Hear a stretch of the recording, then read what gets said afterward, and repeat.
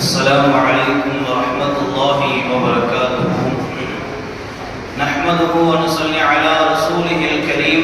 أما بعد فقد قال الله تعالى في القرآن العظيم وفي الفرقان المجيد بعد أعوذ بالله من الشيطان الرجيم بفضل بسم الله الرحمن الرحيم وقل ربي زدني علما صدق الله مولانا العظيم. புகழும் புகழ்ச்சியும் ஏன் இறைவனாகிய அல்லாஹ்விற்கே உரித்தாகட்டுமாக. அவருடைய சலாமும் சமாதானமும் கண்மணி நாயகம் ரசூலுல்லாஹி ஸல்லல்லாஹு அலைஹி வஸல்லம் அன்னவர்களின் மீதும் அன்னவர்களின் அடிச்சுவற்றினை பின்பற்றி வாழ்ந்து மறைந்த உத்தம சத்திய சஹாபாக்கள், தாபிஈன்கள், தபஅ தாபிஈன்கள், நாதாக்கள், ஷுஹதாக்கள், சாலிஹீன்கள் இன்னும் நம் அனைவர் மீதும் என்றென்றும் நின்று நிலவட்டுமாக. ஆமீன். கண்ணியத்திற்குரியவர்களே, அல்லாஹ் சுப்ஹானஹு வ தஆலாவுடைய மாபெரும் கிருபையினால் 13ஆம் தராவீஹுடைய தொழுகையை தொழுதுவிட்டு இங்கு அமரக்கூடிய தௌஃபீக்கினை கொடுத்திருக்கின்றான். அல்ஹம்துலில்லாஹ்.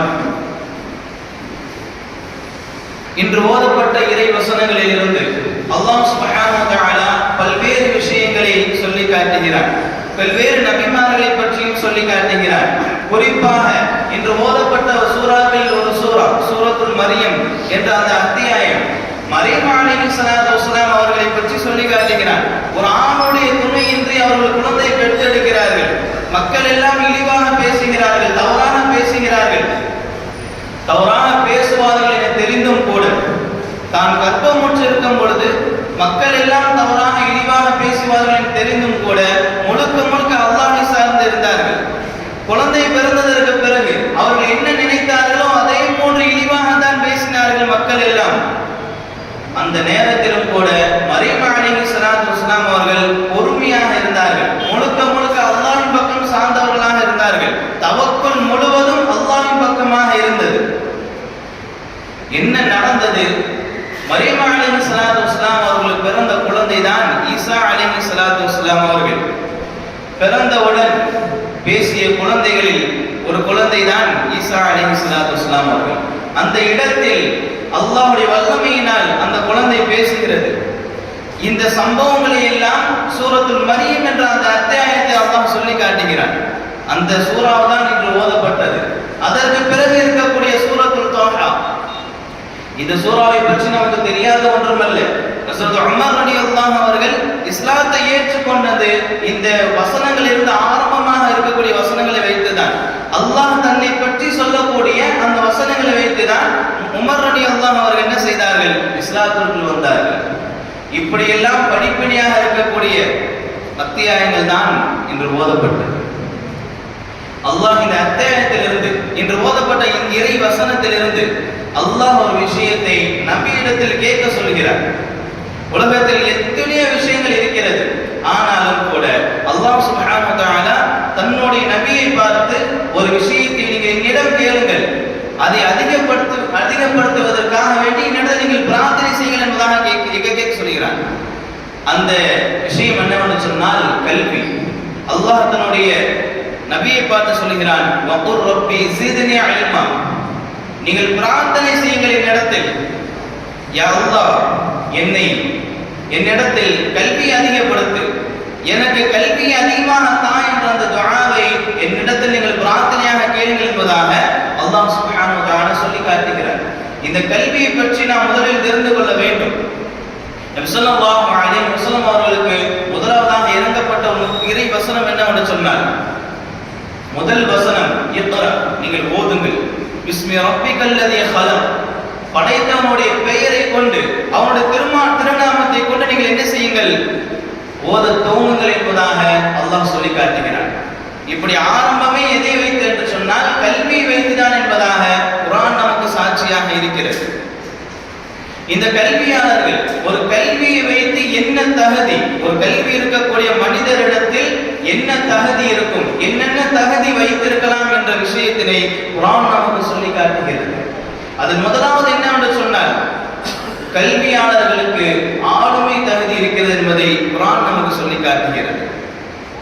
பனி இஸ்ரவேலர்கள் மூசா அலைஹிஸ்ஸலாத்து வஸலாம் அவர்களுக்கு பின்னால் வாழ்ந்த அந்த அரசர்களால் மிகவும் நசுக்கப்பட்டார்கள், வேதனைக்குள்ளாக்கப்பட்டார்கள். மூசா அலைஹிஸ்ஸலாத்து வஸலாம் அவர்களுக்கு பிறகு இந்த நிலையில் பனு இஸ்ரவேலர்கள் எல்லாம் ஒரு முடிவு செய்தார்கள்.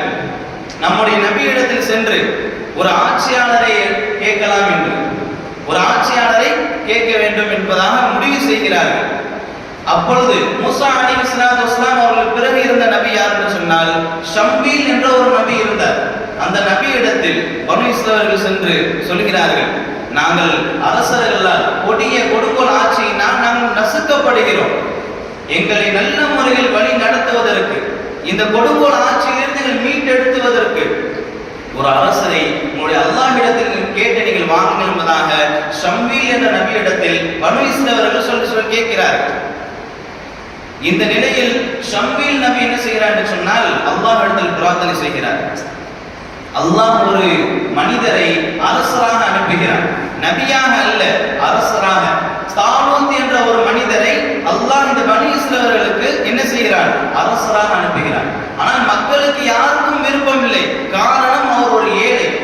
அவர்கள் எல்லாம் சொன்னார்கள், இந்த ஆளுமைக்கு தகுதியானவர்கள் நாங்கள் தான், எங்களிடத்தில் செல்வம் இருக்கிறது, அதிக செல்வம் எங்களிடத்தில் தான் இருக்கிறது, அவர் மிகவும் ஏழையாக இருக்கிறார் என்று சொல்லும் பொழுது அந்த ஷம்பீல் நபி சொன்ன அந்த வார்த்தைகளை எல்லாம் குர்ஆன் முழுவதுமாக சொல்லி காட்டுகிறது.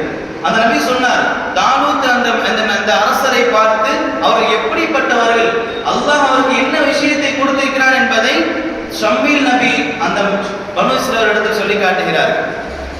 அவர் சொன்னார்கள், قال ان الله اصطفاه عليكم وزاده بسطة في العلم والجسم. அல்லாஹ் தான் தேர்ந்தெடுத்தான். அல்லாஹ் அந்த மனிதருக்கு, தாலூத் என்ற அந்த மனிதருக்கு அதிகம் வலிமையை கொடுத்திருக்கிறார். அதை தொடர்ந்து சொல்கிறார்கள், தாலூத் என்ற மனிதருக்கு அல்லாஹ் கல்வியை கொடுத்திருந்தார். கல்வியும் வலிமையும் அதிகப்படியான முறையில் அந்த நபருக்கு இருக்கிறது. இதை வைத்து அல்லாஹ் தேர்ந்தெடுத்திருக்கிறார். நீங்கள் அது பொருந்தி கொண்டுதான் ஆக வேண்டும் என்பதாக அந்த நபி சொல்லிவிடுகிறார். இதனை அடுத்து அந்த தாலூத் என்ற மனிதர் அந்த படைகளை அனுப்பி எடுத்துக்கொண்டு செல்கிறார்கள். கொடுங்கோல் ஆட்சியை வீழ்த்துவதற்காக வேண்டி, போருக்காக வேண்டி செல்கிறார்கள். செல்கின்ற வழியில் பல சோதனைகளை அல்லாஹ் கொடுக்கிறார். அத்தனை சோதனைகளுக்கும் உள்ளாக்கப்பட்டாலும் தாலூத் என்ற மனிதர், அந்த அரசர் பொறுமையாக இருக்கிறார். ஜாலூத் என்ற மனிதர் தான் கொடுங்கோல் ஆட்சி, அவர்தான் அரசர், கொடுங்கோல் அரசர். அவரையும் அவருடைய படையும் வீழ்த்த வேண்டும், அவர்களை தோற்கடிக்க வேண்டும், அவர்களை கொலை செய்ய வேண்டும். அப்படி செய்தால்தான் இந்த பனு இஸ்ரவேலர்கள் நிம்மதியாக சுபிட்சமான வாழ்க்கையை வாழ முடியும் என்பதற்காக வேண்டிதான் தாலூத் தன்னை படையோடு செல்கிறார்கள். ஜாலூத் என்ற படையை சந்திக்கிறார்கள், சந்தித்து போரிடுகிறார்கள். அந்த போரில் ஜாலூத் என்ற அந்த அரசரை ஒரு இளைஞர் கொலை செய்கிறார். தன்னுடைய வீரத்தை முழுமையாக கொடுத்து ஜாலூத் என்ற மனிதரை, அந்த அரசரை, அந்த கொடுங்கோல் ஆட்சியை முழுவதுமாக சாய்க்கிறார். அந்த இளைஞர் யார் என்று சொன்னால் தாவூத் அலைஹிஸ்ஸலாத்து வஸலாம் அவர்கள் தான். அதற்கு முன்னால் வரைக்கும் அவர் நபி கிடையாது, ஒரு சாதாரண ஒரு மனிதர் தான். இதற்கு பிறகுதான் அல்லாஹ் அவருக்கு ஆட்சியை கொடுத்தார். அதை தொடர்ந்து நபியாக அல்லாஹ் ஆக்கினார். ஆட்சியும் நபியும் அதற்கு பிறகுதான் தாவூத் அலைஹிஸ்ஸலாத்து வஸலாம் அவர்கள் கொடுத்தார். அல்லாஹ் தன்னுடைய திருமறையில் இவ்வாறு சொல்லி காட்டுகிறார், வகத்தல தாவூத் ஜாலூத். தாவூத் அலைஹிஸ்ஸலாத்து வஸலாம் அவர்கள் ஜாலூத்தை கொன்றார்கள்.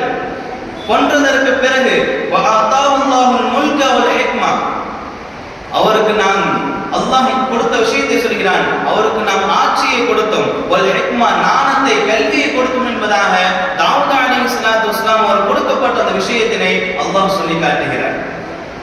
இதற்கு பிறகுதான் தாவூத் அலைஹிஸ்ஸலாத்து வஸலாம் ஆட்சியில் வருகிறார். இதில் நாம் தெரிந்து கொள்ள வேண்டிய விஷயம் என்னவென்று சொன்னால், பனு இஸ்ரவேலுக்கு முதன்மையாக ஒரு படை தளபதியாக, ஒரு அரசராக அல்லாஹ் கொடுத்தது ஒரு கல்வி அதிகம் உள்ள ஒரு மனிதரை தான், தாலூத் என்ற மனிதரை தான் அல்லாஹ் கொடுத்தான். இதை வைத்து தான் குர்ஆன் நமக்கு சொல்லக்கூடிய ஒரு விஷயம் என்னவென்று சொன்னால், கல்வியாளர்கள் ஆளுமைக்கு தகுதியுள்ளவர்கள், ஆளுமைக்கு தகுதியுள்ளவர்கள் கல்வியாளராக இருக்க வேண்டும். கல்வியுள்ளவர்களாக, கல்வியை அறிந்து கொண்டவர்களாக, கல்வி தன்னுடைய மனதில் உள்ளவர்களாக இருக்க வேண்டும் என்பதைத்தான் குர்ஆன் நமக்கு கல்வியாளர்கள் ஆளுமைக்கு தகுதியானவர் என்பதாக சொல்லி காட்டுகிறார். இதை தொடர்ந்து கல்வியாளர்கள் பற்றி பல விஷயங்களை குர்ஆன் நமக்கு முழுவதுமாக சொல்கிறது. நீதி சார்ந்த வாழ்க்கைக்கு முறையாக இருக்கக்கூடியது கல்விதான். என்பதையும் குர்ஆன் நமக்கு சொல்லி காட்டுகிறது. மூசா அலைஹிஸ்ஸலாத்து வஸ்ஸலாமுடைய காலகட்டத்தில் காரூன் என்ற மனிதனுக்கு நிறைய செல்வங்களை அல்லாஹ் கொடுத்தான். செல்வத்திற்கு பஞ்சமே கிடையாது. அவனுடைய அந்த செல்வங்களை எல்லாம் பார்த்து மக்கள் எல்லாம் பொறாமைப்பட்டார்கள். இந்த அளவிற்கு சொன்னார்கள், வாழ்ந்தான் இந்த காரூனை போன்று வாழ வேண்டும், இவருடைய வாழ்க்கையை தான் விரும்புகிறோம் என்பதாக மக்கள் எல்லாம் சொல்லும் பொழுது அங்கு இருந்த கல்வியாளர்கள் சொன்ன வார்த்தைகளை அல்லாஹ் குர்ஆனில் பதிவு செய்கிறார். அந்த கல்வியாளர்கள் சொன்னார்கள், அங்கு இருந்த அந்த கல்வியாளர்கள் உலமாக்கள் சொல்லி காட்டினார்கள், வயலுக்கும் உங்களுக்கு என்ன கேடு, உங்களுக்கு என்ன கேடு ஆயிற்று என்று கேட்டுவிட்டு அந்த கல்வியாளர்கள் சொன்னார்கள், ஸவாபுல்லாஹு கைருல் லிமன் ஆமன வ அமில ஸாலிஹா, அல்லாஹ்விடத்தில் ஈமான் கொண்டு நற்செயல்கள் செய்தோம் என்று சொன்னால் இதைவிடவும் மேன்மையான ஒரு விஷயத்தை அல்லாஹ் கொடுப்பார். இதைவிடவும் மேன்மையான, இதைவிடவும் அந்தஸ்து உயர்ந்த ஒரு விஷயம், அந்தஸ்து உயர்ந்த நன்மைகளை எல்லாம் அல்லாஹ் கொடுப்பார் என்று சொல்லிவிட்டு அந்த கல்வியாளர் சொன்ன வார்த்தை, வலா யுலக்காஹ இல்ல ஸாபிரூன், இந்த விஷயங்கள் எல்லாம் எப்போது தெரியும் என்று சொன்னால், யார் இதை அறிந்து கொள்வார் என்று சொன்னால் பொறுமையாளர்கள் தவிர வேறு யாரும் அறிந்து கொள்ள மாட்டார்கள் என்பதாக அந்த கல்வியாளர்கள் சொல்லி காட்டினார்கள். நாம் உலகத்தில் வாழக்கூடிய வாழ்க்கையில் நம்மிடத்தில் பணம் இருக்கிறது என்று சொன்னால், பதவி இருக்கிறது என்று சொன்னால், கல்வி இல்லாமல் ஒரு நல்ல நிலைக்கு நாம் வர முடியாது. கல்வி இல்லாமல், கல்வியோடு ஒரு மனிதன் எந்த அளவுக்கு உயர்ந்தாலும் பெரிதாக தெரியாது, அவன் கீழே இறங்க மாட்டான். ஆனால் கல்வி இல்லாமல் பதவியோடு பணத்தோடு மேலே உயர்ந்தால் திடீரென்று அல்லாஹ் வீழ்த்தி விடுவான். நாம் உண்மையான ஒரு கல்வியோடு இருந்தால்தான் அல்லாஹ் நமக்கு கொடுக்கக்கூடிய பாக்கியங்கள் எல்லாம் நிறைவாக இருக்கும் என்பதைத்தான் குர்ஆன் நமக்கு சொல்லுகிறது. நீதி நெறி வாழ்க்கைக்கு கல்விதான் முக்கியம் என்பதாக. அதை தொடர்ந்து குர்ஆன் நமக்கு சொல்லக்கூடிய விஷயம் என்னன்னு சொன்னால், கல்வி இருந்தால்தான் இறை நெருக்கத்தையும், கல்வி இருந்தால்தான் இறை உதவியும் நமக்கு கிடைக்கும் என்பதாக குர்ஆன் நமக்கு தெள்ள தெளிவாக சொல்லி காட்டுகிறது.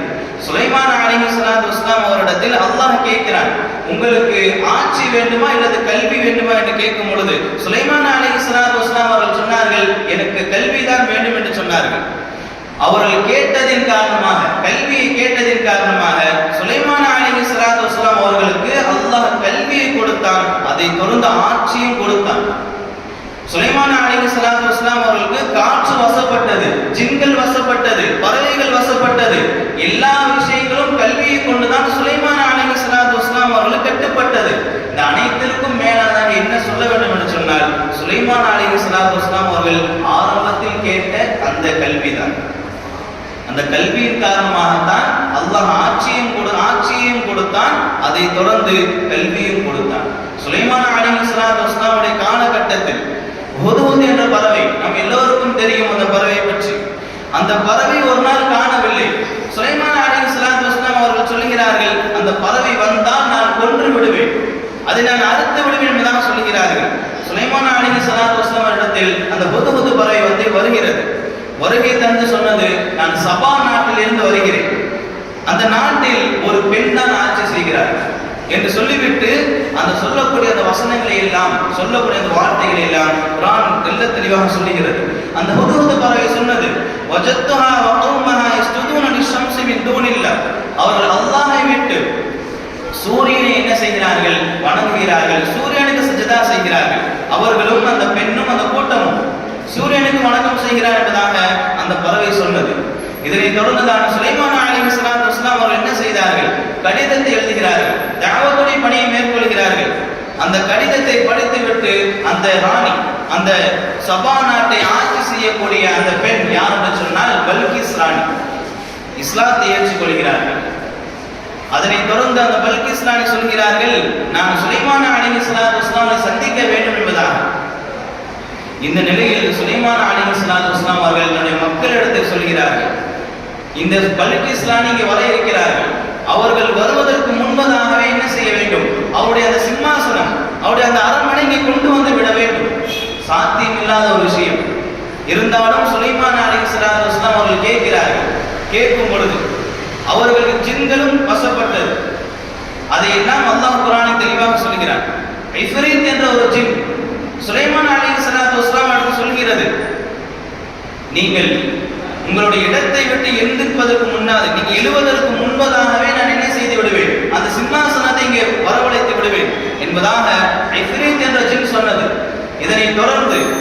கல்வியாளர், கல்வி தன் மனதில் வைத்துக் கொண்ட ஒரு கல்வியாளர் சொன்ன வார்த்தைகளை எல்லாம் குர்ஆன் தெள்ள தெளிவாக சொல்கிறது.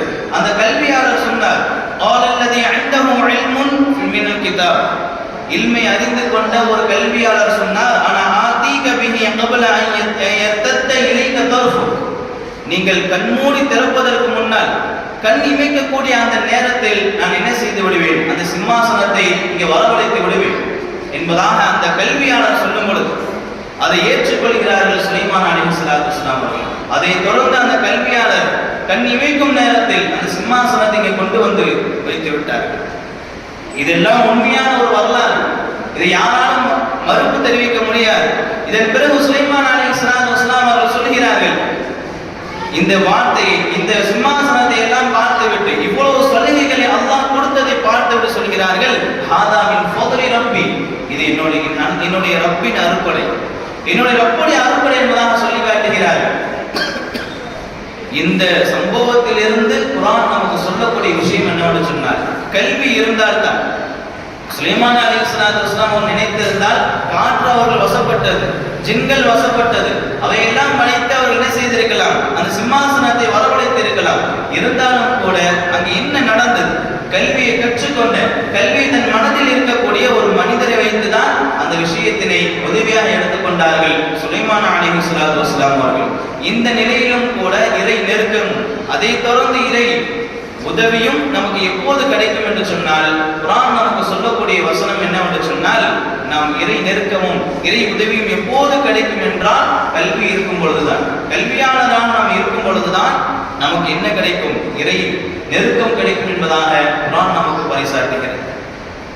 இதனை தொடர்ந்து பல்வேறு விஷயங்கள் குர்ஆன் நமக்கு மிக பெரும் ஒரு சான்றாக இருக்கிறது.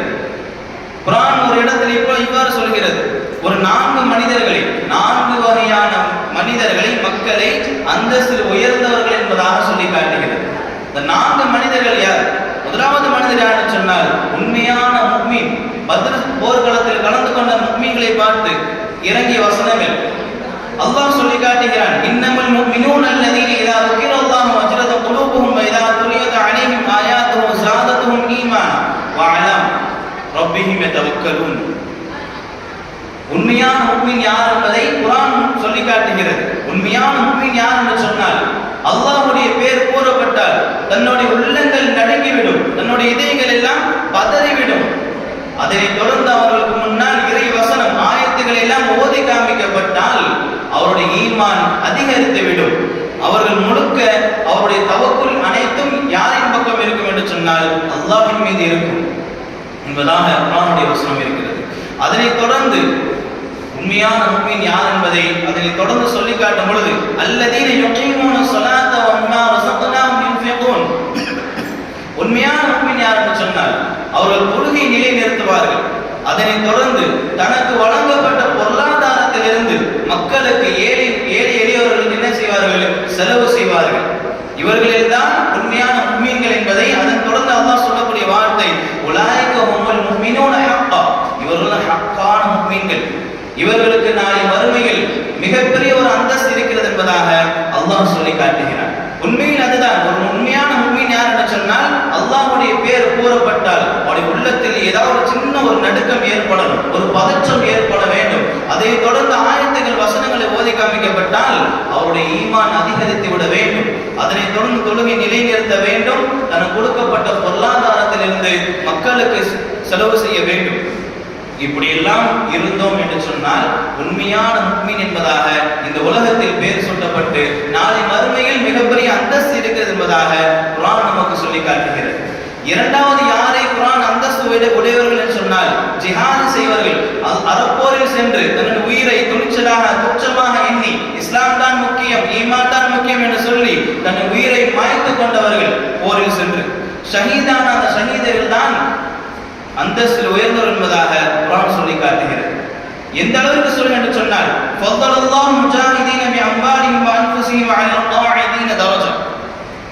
உட்கார்ந்து இருப்பவர்களை விட, வெறுமனே வாய் பேச்சால் சொல்பவர்களை விட தன்னுடைய உயிரையும் தன்னுடைய பொருட்களையும் முழுக்க முழுக்க அல்லாஹ்வுடைய பாதையில் அர்ப்பணித்தவர்கள் அல்லாஹ் அவர்களுக்கு மிகப்பெரிய ஒரு அந்தஸ்து இருக்கிறது. அல்லாஹ்விடத்தில் மிகப்பெரிய ஒரு மேன்மையான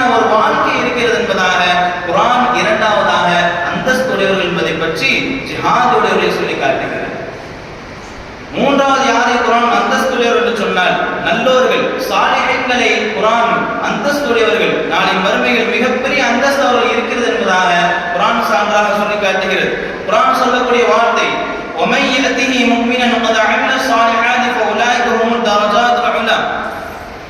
யார் முஃமின்களாக இருந்து நல்ல செயல்கள் எல்லாம் செய்து நன்மையான நற்கர்மங்கள் எல்லாம் யார் செய்கிறார்களோ செய்துவிட்டு அல்லாஹ்விடத்தில் வந்தால் அப்படி செய்து ரப்பிடத்தில் யார் நெருங்குகிறார்களோ அவர்களுக்கு அவருடைய ரப்பிடத்தில் மிகப்பெரிய கூலி இருக்கிறது, மிகப்பெரிய ஒரு அந்தஸ்து இருக்கிறது என்பதாக குர்ஆன் மூன்றாவதாக அந்தஸ்துடையவர்களை சாலிஹீன்களை குறித்து சொல்கிறது. நான்காவது யாரை சாலிஹீன்கள், நான்காவது யாரை அந்தஸ்துடையவர்கள் என்று குர்ஆன் சொல்கிறது சொன்னால் கல்வியாளர்களை தான் சொல்கிறது. கல்வியாளர்களை தான் நான்காவதாக அந்தஸ்துடையவர்கள் என்பதாக குர்ஆன் பறைசாட்டுகிறது. குர்ஆனுடைய ஆயத்து இவ்வாறு இருக்கிறது, யர்ஃபஉல்லாஹு அல்லதீன ஆமனூ மின்கும் வல்லதீன ஊதுல் இல்ம தரஜாத்.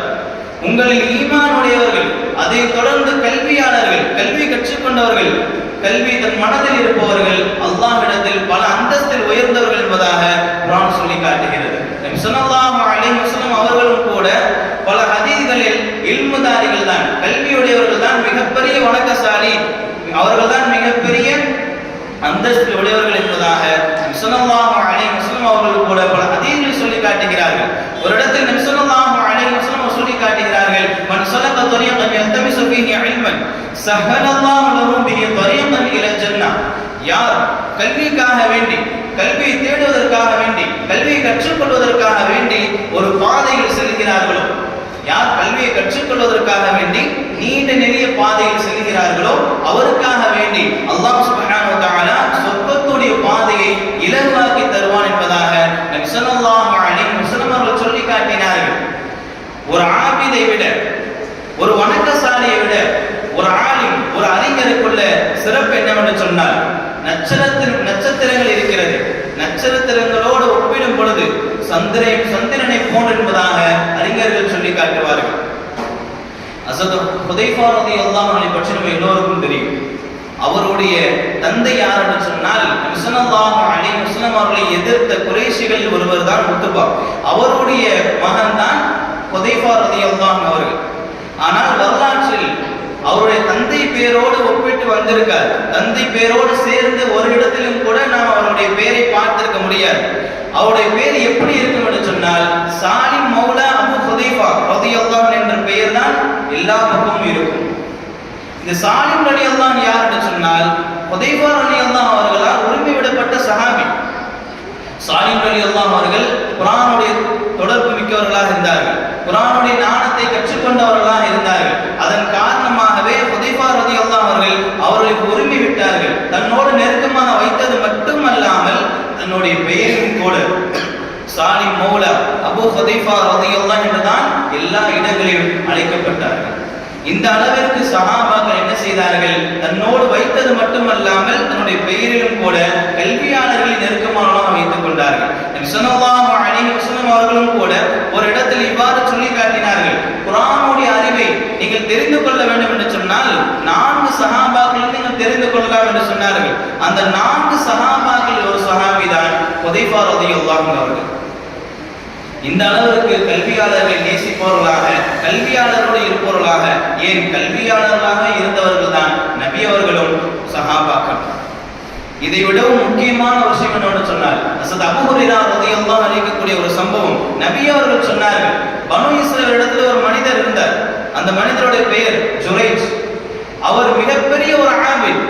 அவருக்கென்று ஒரு தனி கட்டிடத்தை எழுப்பி மிகப்பெரிய ஒரு ஆபிதாக இருந்து வணக்கம் அல்லாஹ்விற்காக வேண்டி தொழுது கொண்டே இருந்தார். பெரிய வணக்கசாலியாக இருந்தார்கள். எந்த நேரத்திலும் தொழுது கொண்டுதான் இருக்கிறார்கள். இந்த நிலையில் அவருடைய தாயார் அவரை அழைக்கும் பொழுது அந்த அழைப்புக்கு அந்த ஜுரைஜ் என்ற மனிதர் பதில் கொடுக்கவில்லை. பல முறை அந்த தாயார் அழைத்தும் கூட அந்த ஜுரைஜ் என்ற மனிதர் தொழுகையில் ஈடுபட்டார்கள், வணக்கத்தில் ஈடுபட்டார்கள், முழுக்க முழுக்க இபாதத்தில் இருந்ததன் காரணமாக தன்னுடைய தாய்க்கு பதில் கொடுக்கவில்லை. இந்த நிலையில் அவருடைய தாயார் ஒரு பத்வா செய்கிறார். என்ன பத்வா? இந்த ஜுரைஜ், என்னுடைய மகன் ஜுரைஜ் இருக்கிறானே, ஒரு விபச்சாரியுடைய முகத்தில் கண் படாமல், ஒரு விபச்சாரியுடைய முகத்தில் படாமல் இவருடைய மரணம் இருக்கக்கூடாது என்ற ஒரு பத்வா செய்கிறார். ஒரு விபச்சாரியை பார்க்காமல் என்னுடைய மகன் ஜுரைஜ் இறந்துவிடக் கூடாது என்ற துஆவை செய்யும் பொழுது இறுதியில் என்ன நடக்கிறது? ஒரு விபச்சாரிக்கு ஒரு குழந்தை பிறக்கிறது. அந்த குழந்தை யார் என்று யாருக்கு தந்தை, யார் அந்த குழந்தைக்கு தந்தை என்பதாக மக்கள் எல்லாம் கேட்கும் பொழுது அந்த விபச்சாரி சொன்னால் இந்த ஜுரைஜ் தான் தந்தை என்று பொய் சொல்லுகிறார்கள்.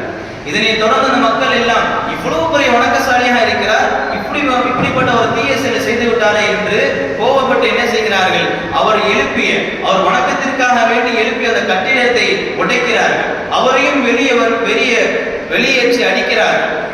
இதனை தொடர்ந்து அந்த ஜுரைஜ் என்ன நடந்தது என்பதாக கேட்கும் பொழுது நிகழ்வுகளை எல்லாம் மக்கள் சொல்கிறார்கள். இதனை தான் ஜுரைஜ் என்ன சொல்கிறார் என்று சொன்னால், அந்த விபச்சாரியுடைய அந்த குழந்தையை வரவழைத்து அல்லாஹ்வுடைய கிருபையினால் பேச வைக்கிறார்கள்.